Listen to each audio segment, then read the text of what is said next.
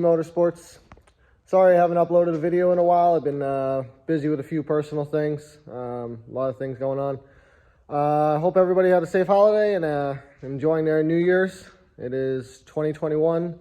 Let's hope this doesn't suck as much as 2020 did. So we have a few things going on. We are working on the crew cab project, and I'll give you some updates on that. And as you can see over here,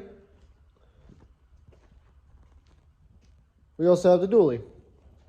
So today we're going to be working on taking fenders and a couple other things off of the dually and putting them onto the crew cab project. Pretty much this video I'll be going over what I've been doing to the crew cab. I got a couple different updates for you. We put a new exhaust on it. We got frame plates on. We got new wheels. We got new lift springs in the back. I have new lift springs for the front coming. And, well, I'll show you in the video. Enjoy. All right, for you guys that have been following along, this is the crew cab project.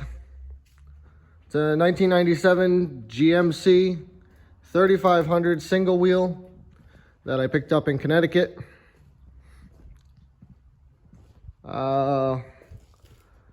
We've been putting some work in, little by little. It took a while to find a clean bed, but we finally found a clean bed, amazingly, up here in the Northeast where everything is rotted. Past couple days, I installed, well, previous owner had stock springs with a lift block, and, well, I don't like lift blocks, so from my Suburban, I had 5.5 inch Pro Comp lift springs. So we installed those. We also picked up these nice aluminum rims. These I found in Ohio when we went to Dragway 42 with the dually. 80 bucks for the set. They are 16.5 by 11. So they go great with the military tires.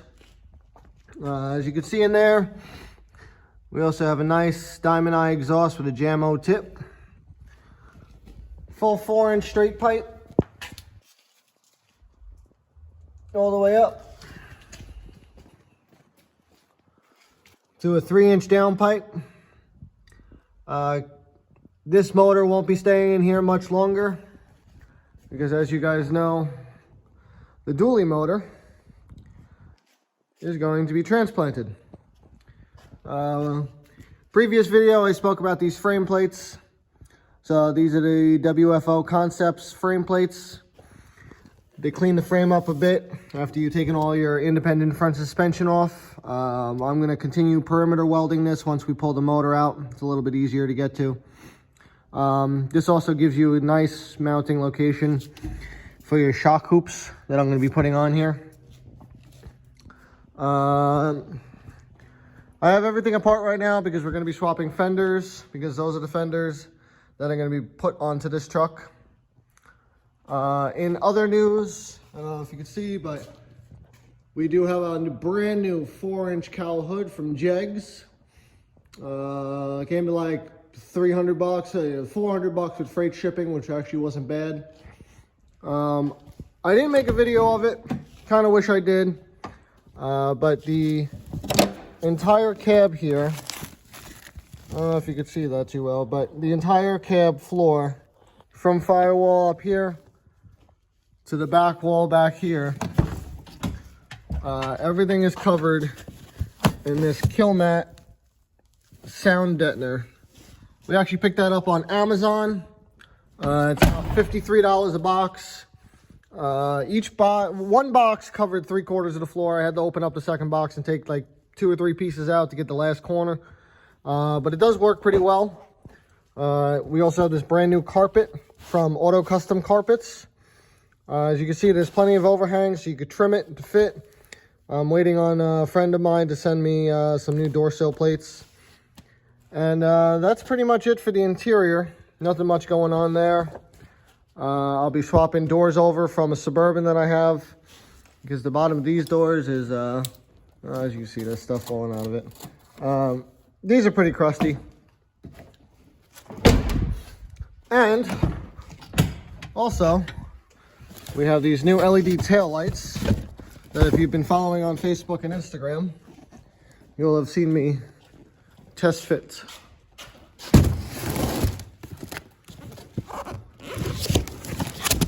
I always love opening boxes with one hand. Makes life so much easier. So these are from quadstartuning.com.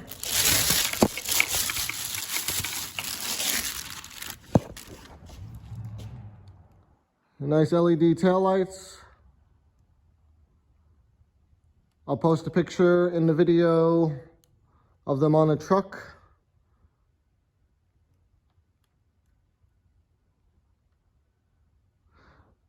But yeah, these are the LED taillights that John at QuadStar does sell.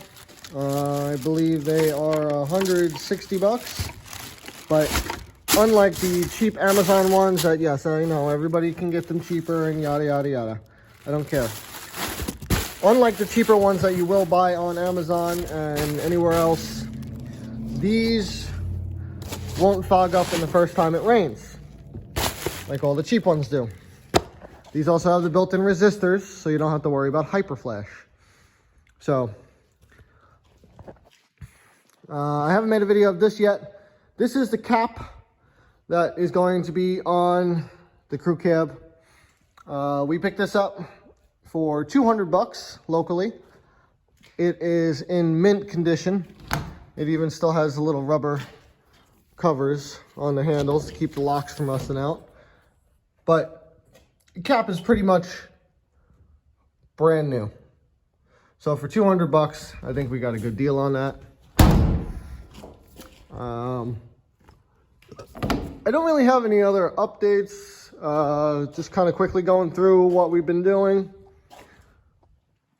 So like I said, today we're going to be working on swapping some fenders over off the dually onto the crew cab. I have some brand new, these are 4-inch lift springs in the front, but we've had some clearance issues because of the previous owner where he installed the shackle brackets. Probably can't pick this up on camera, but right where my finger is, the shackle is actually bottoming out on the frame. So I had a couple options here. Either cut those brackets off the frame because they're too far forward and move them back, but that requires a lot of cutting, and everything is welded rather nicely, so I don't want to touch it. I could get custom shackles made, but God knows where I'll be able to get those. So instead of running a 4-inch lift spring in the front, which as you can see is pretty much a neutral arc at this point at static weight, we're gonna go with a 6-inch lift spring. So we tested this theory out last night. We lifted the truck another 2 inches off the suspension, and the shackle angle did improve, and it had plenty of room to move. So all the springs from this truck are from sdtrucksprings.com. I'm in no way sponsored by any of the companies that I mentioned, QuadStar, SD Truck Springs, any of these companies. I have people that have messaged me and asked me, oh, are you sponsored, this, that? No, I just save up money and slowly budget myself to get these things done. I'm also going to be running, because apparently this truck does not like to turn these 37s while sitting still. I know there's a little noise in the background. That's my heater. Perks of having heat. I am going to be running a hydro assist steering kit, and that is going to be the PSC Performance Kit. It comes with a hydraulic ram for the front axle that I'll be welding on, connecting to the tie rod. And then it also has a brand new steering box that's ported with hydraulic lines, all dash 6 AN fittings. And it also comes with a boosted power steering pump to help push all that fluid around. What's great about that is you also don't have to run a steering damper, because it acts as a steering damper. So that'll be on the way soon. Just need another couple weeks to put aside money for that. We measured for shocks last night. So this truck, since the front's going up another 2 inches and the back's going up another 2 inches, this will be a total of 12 inches of lift on 37s. I can clear 40s, but my reasoning behind the 37s is a brand new set of these tires, since these are extremely dry rotted. Military surplus, $989 gets me a set of 4, 100% tread with no dry rot on a pallet, shipped here. So I'm not complaining about that. They're cheap, they're 10 ply, they're E-rated, they last forever. You'll almost never wear them down. They'll dry rot out like mine are before you wear them down. And that's pretty much all I got for you guys. So I'll be posting some more videos as we go along. I'll be taking some pictures. If you guys have any questions, I'm happy to help you out with anything, whether it be 6.5 related, OBS truck related, or any of the solid axle swap stuff. So leave your comments below or find us on Facebook, Instagram, DC Motorsports. See you later.